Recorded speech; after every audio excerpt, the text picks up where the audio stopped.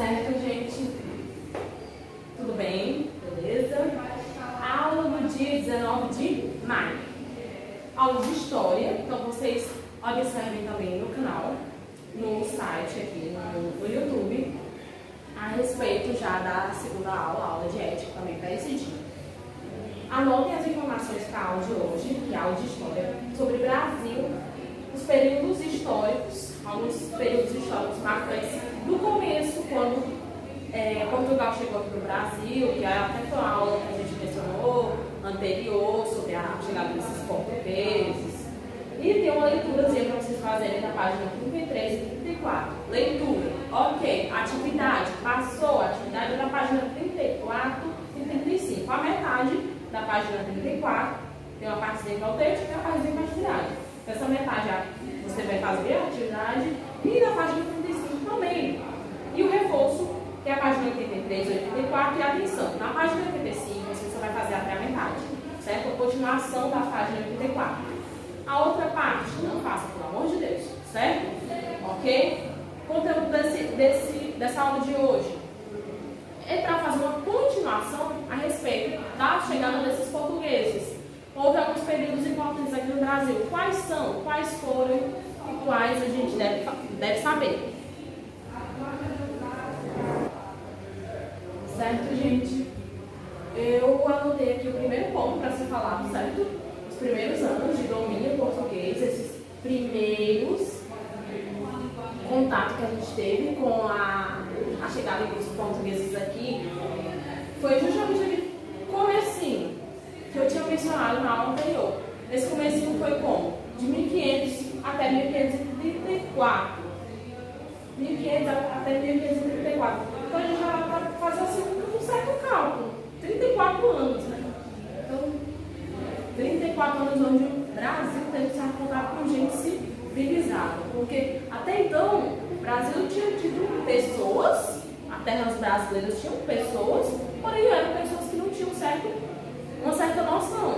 Como eu havia mencionado para vocês uma vez, uma certa curiosidade para algumas turmas, foi que os nossos índios, os nossos nativos, não tinham aquele domínio, aquele poder, para quê? Para fazer uma certa rebelião no nosso país e a gente ser todos notoriamente brasileiros, nativos, a ideia de que nós teríamos apenas uma etnia. Porque se nós temos a tendência a observar os japoneses e os chineses, eles são muito parecidos. Os japoneses e os chineses. Se você chegar no Japão, fingir que é a mesma cara. Por quê? Porque eles têm a tendência, eles têm a tendência a se casar com pessoas nativas. É muito difícil japoneses quererem se casar com pessoas de outras nações, de outros países. Isso é uma regra deles, é um costume deles. É muito mal aceito pessoas que são casadas com pessoas de outras etnias. E aí o que acontece? Eles prezam o povo deles. Japoneses e chineses, os primeiros habitantes daquelas terras, eles eram pessoas bastante sábias. Pessoas que tinham a tendência a estudar, pessoas que tinham a tendência a preservar, tinham um amor às suas terras, à sua nação. E aí o que acontece? Os nossos índios mal sabiam que existiam outras pessoas. Quem dirá tinha conhecimento de certas noções sobre a natureza. Para eles tinham que caçar, comer, tinham que se casar, e a ideia de que o mundo era feito à base dos deuses dele, então acabou, certo?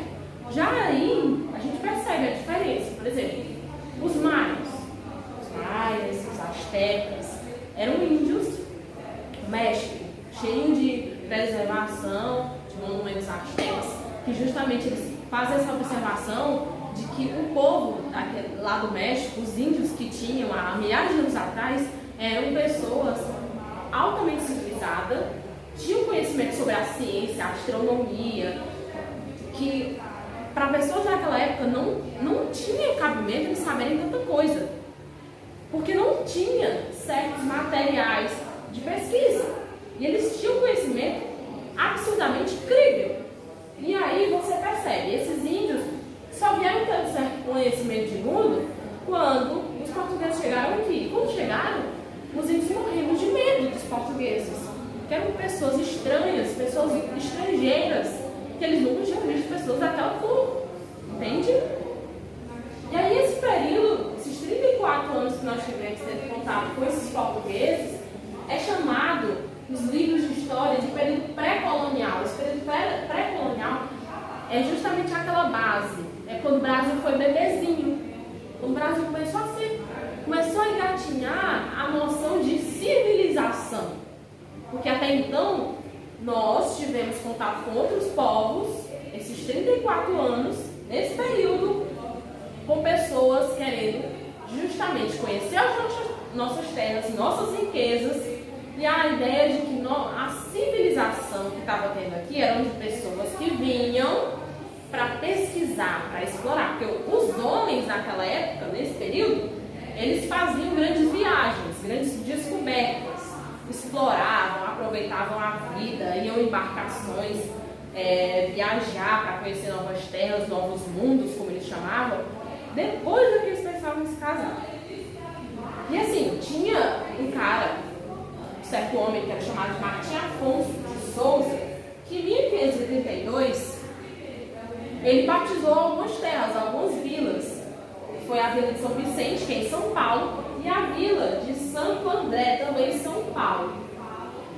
São Paulo tem a tendência a ter uma certa concentração de pessoas maior. Nós conhecemos, é um estado que tem muita gente, é um estado que as pessoas têm a tendência a ter um fluxo maior de pessoas nas ruas. As pessoas, elas têm um ritmo diferenciado do que o nosso. Por quê? São Paulo, Rio de Janeiro, Bahia, foram os estados que os portugueses passaram anos explorando.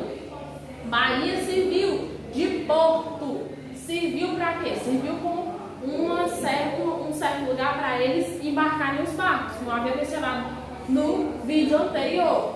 Rio de Janeiro, alguns anos depois, passou a virar a sede do Brasil. Bahia passou para Rio, depois passou para o Distrito Federal, que até hoje é o Distrito Federal, a nossa capital, certo? Por quê?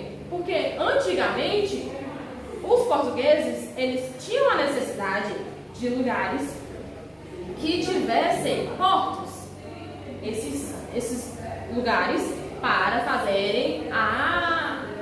deixarem as suas embarcações, lugares que a gente chama para fazer a determinada ancoragem, certo? Esse é o nome que eu gostaria de falar. E aí o que acontece? A Vila de Santo André até hoje é um lugar que tem uma certa aglomeração. O nome Santo André não existe, esse nome, São Vicente também.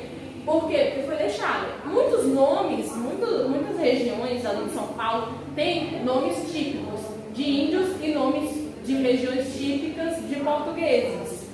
Mas São Paulo também é conhecido por regiões de cidades que têm famílias extremamente italianas. Por quê? Como eu disse antes, depois que os portugueses e os espanhóis chegaram aqui no Brasil, o Brasil teve uma divisa para as regiões, teve as linhas hereditárias, que era justamente para fazer uma certa separação de terras, onde era o domínio espanhol, onde era o domínio português. Nós tivemos a ideia também de que o Brasil teve outros olhos, porque certas riquezas naturais, que até hoje a gente consegue perceber como as matas, mas se tinha também ouro e outras pedras preciosas que eram exploradas por outros países, foram também avistado isso por outras etnias. Outros países conseguiram essas informações e chegaram às nossas terras. Aí você consegue notar como isso é verídico quando você olha para a região sul do Brasil. Essa região sul do Brasil normalmente tem pessoas loirinhas, branquinhas, pessoas altas, que é muito referente às características das pessoas europeias, certo? Porque existem colônias até hoje na região sul do país de pessoas alemãs que têm uma linhagem muito próxima a famílias alemãs, porque a Alemanha também veio para cá e deixou certos costumes, certas comidas, e essas comidas até hoje nós utilizamos. Minas Gerais foi uma região, ao próprio nome diz, Minas Gerais. A região, o estado de Minas, ele foi muito explorado por muitos anos, por muitos períodos, por Portugal por tendências a ser uma terra muito preciosa. Essa terra preciosa tinha diversos tipos de pedras.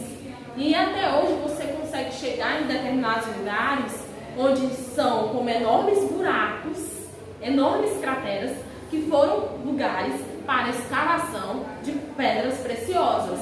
E assim, esse período que teve aqui no Brasil, a gente conseguiu observar como o Brasil tinha tantos bens, tantas preciosidades, mas por questões dos índios, os nativos, eles não terem um certo conhecimento, nosso país não iria muito à frente. Então, precisou de outras pessoas com certa civilização, com certa noção de mundo chegar, para quê? Para que o nosso país mudasse o ritmo, certo? Eu vou fazer uma outra anotação, outra observação e já eu retorno, beleza? Certo, gente? Passando aqui para a aula do dia 19, a segunda partezinha, o segundo ponto, período colonial. Esse período colonial foi muito importante, por quê? A partir daqui a gente já tem uma outra visão do Brasil. Essa visão aqui a gente tem, já foi justamente aquela mistura que nós tínhamos mencionado no começo das aulas. Essa mistura de brancos, índios e os negros, que eram justamente os escravos que vinham, certo? Essas misturas ocorreram por quê? O branco, ele passou anos explorando os índios aqui no Brasil. Mas os portugueses tinham a ideia de que tinham pessoas que eles usavam, eles botavam para trabalhar, e essas pessoas elas já tinham conhecimento de como eles gostavam da produção dos trabalhos deles, que eram os escravos. Então eles fizeram o que? Eles trouxeram esses escravos. Quando eles trouxeram, nós começamos a perceber as misturas. Os historiadores anotam que daí começaram-se a perceber as misturas de povos. E justamente porque eles utilizavam esses escravos para a extração da cana-de-açúcar que aqui havia. Essa cana-de-açúcar que era utilizada justamente para a produção de cachaça, do açúcar e de derivados. Esses derivados que quando chegavam lá na Europa eram vistos de uma maneira, como eu posso dizer, eram como se fosse ouro, certo? O açúcar. E aí no século XVI, esse artigo de luxo, que era como açúcar, eles tinham como se fossem pedras preciosas. Porque antigamente você não saía para tomar sorvete, não. Você saía para tomar chá, você saía para tomar um café. Então as damas, as moças, quando queriam cortejar, paquerar, arrumar um marido, elas saíam às ruas acompanhadas de alguém sempre. E quando saíam acompanhadas, iam lá a cafés, a lugares onde tinham pessoas, muitas pessoas, para não serem mal faladas, entendeu? Porque se elas fossem vistas com outros homens e tal, poderiam ser mal faladas. E aí nesses lugares elas iam com uma amiga, uma prima, e elas iam para tomar café, tomar um chá, e aí elas pediam pedrinhas de açúcar. Então assim, as pedrinhas tinham preços muito caros, preços exorbitantes, porque elas eram trazidas de outros lugares. Porque assim, como eu mencionei na aula anterior, os portugueses vieram para cá por erro de cálculo, né? Eles não vieram porque, vamos para o Brasil. Não, não foi assim. O destino deles eram as Índias, e lá nas Índias eles iam atrás de açúcar, atrás da cana de açúcar. E aí, quando chegaram aqui, eles perceberam que aqui também possuía certas especiarias. É tanto que eu mencionei na aula anterior que o destino, a rota não parou, eles continuaram, porque o destino mesmo, o óbvio deles era chegar nas Índias, porque lá tinham outras especiarias que aqui não possuía. E aí depois eles voltaram, trouxeram certas especiarias, e a gente teve o costume de plantar certas coisas que se tinha nas Índias por causa dos portugueses. E assim, não suficiente apenas o açúcar, eles perceberam que certas regiões aqui do Brasil era boa para a criação de gado. O que é essa criação de gado? Criação de bois, de vacas. Por quê? Porque tem regiões do país que dá para se ter uma região de pasto, onde se coloca o gado e pode-se ter por grandes meses, grandes períodos, principalmente no período em que está sem períodos chuvosos, para que o gado consiga se alimentar, certo? E aí também se percebeu ao longo do período dos anos, apesar dos anos, que também se tem o ouro e o café, que o café também foi se tornando uma certa riqueza natural aqui do nosso país, que foi, por grandes períodos, mandado para outras regiões, porque o café daqui, a maioria dos gringos tem a tendência a dizer que nosso café tem um gosto diferenciado, certo? E aí eu vou levar para o terceiro ponto, beleza?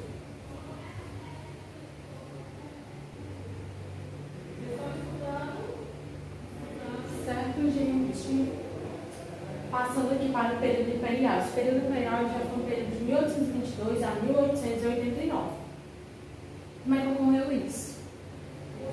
Nesse período de tempo aqui, que o Brasil teve a ideia de império, certo?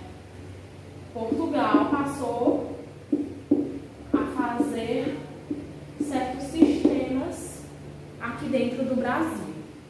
Sistemas esses que já existiam por leis já em Portugal. Então eles fizeram para ter uma certa organização do terreno aqui no Brasil, para que as pessoas não tivessem certas rebeliões, não tomassem conta das terras que tinham certo patrimônio, tinham por lei o nome de Portugal. E assim, Dom João e a corte portuguesa em 1808 passou a tomar certas providências, certas medidas com certos elementos dentro aqui presentes, com certas cortes que faziam com que os povos tomassem por lei certos sistemas que eram de Portugal. Outras coisas também foram criadas, sistemas de arte, sistemas educativos dentro do Brasil, mas é importante falar o quê? Nesse período, algumas coisas que até hoje, seja qual for o prova que você vai fazer, alguns pontos são bastante importantes, como que a independência do Brasil, que foi em 1822, e a Lei Áurea, que é 1888. O que é essa Lei Áurea? Que é engraçado, foi um ano antes de se encerrar o período imperial, né? E a Lei Áurea justamente é para falar sobre a questão de que os negros foram libertos. A princesa Isabel assinou uma carta de que os negros eram libertos, os escravos, mas assim, 1888, certo? A Lei Áurea foi assinada, a carta, mas os escravos só passaram a ter uma vida necessariamente igual às outras pessoas muitos anos depois, porque até então ninguém queria contratar para determinados cargos e empregos pessoas que eram escravos, que eram notórios pela sua cor, ou então deixou de ser escravo porque foi assinada a carta, entendeu?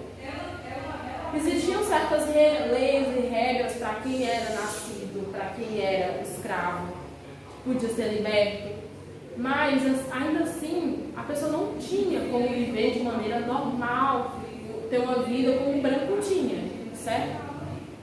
Esses são alguns pontos que eu achei importante anotar, certo? Para vocês fazerem a atividade, beleza? Beleza. Seguindo, a período republicano. Como o próprio nome diz, período republicano tem a ver com república. Essa república foi como? É uma concentração, a ideia de república, uma concentração que tem um certo poder em uma certa região. E essa região, essa concentração, esse órgão, era justamente as Forças Armadas. Naquele período, assim, muitos anos atrás, né? O Brasil teve a ideia muito parecida com a dos portugueses. Essa ideia muito parecida com os portugueses tinha a ideia do patriotismo. E esse patriotismo vem do governo. Como o governo tinha seus soldados, suas forças, seu exército, então a tendência era respeitar essa gente. As Forças Armadas tinha o Marechal Deodoro da Fonseca. Esse Marechal Deodoro da Fonseca, ele que deu ordem, certo? Para acabar com essa monarquia aqui dentro do Brasil. Quem era essa monarquia? Era o poder. Quem era o poder que o Brasil tinha? Portugal. O rei Dom Pedro II perdeu o poder a partir do momento que o Marechal Deodoro da Fonseca decidiu acabar com as mordomias aqui de Portugal, e o Dom Pedro II passou a ter que pegar suas malinhas e partir para as suas terrinhas junto com a sua família. E esse período deu início em 1889, certo? Passando para a explicatividade, beleza? Aí assim, na página 34 e 35, certo? Para vocês fazerem. Questão 1 da página 34, vocês só vão adequar o número correto no quadradinho correto. Número 1 para período colonial, número 2 para período imperial e número 3 para período republicano. Na questão 2, vocês vão apenas sublinhar, marcar as alternativas corretas. E a questão 3, que é uma resposta pessoal, certo? Vocês vão pesquisar algumas coisas sobre a época do surgimento da sua cidade, ou seja, Fortaleza, e marcar um X nos quadros abaixo, beleza? Na questão 4, você já vai escrever quem foi que governou na monarquia e quem governou na república. Quem são os tipos de pessoas que governam na monarquia, o período que estava aqui, os portugueses aqui no Brasil foi um período de monarquia, e hoje, atualmente, período republicano, quem governa o Brasil? Então, 5. Você vai escrever abaixo o acontecimento principal de cada período. Período colonial, uma coisa importante, uma coisa principal. Período imperial, algo importante, você vai anotar. E o período republicano, você vai anotar lá um fato importante, certo? Vocês façam a atividade também no livro de reforço, que eu não vou passar a explicar ela, porque é uma coisa mais simples, certo? E é isso, gente. Fiquem com Deus, fiquem em casa, espero que estejam fazendo tudo direitinho. Tirem dúvidas, tem pessoas não tirando dúvidas, por favor, tirem. E é isso, gente. Um beijo, se cuidem, tá?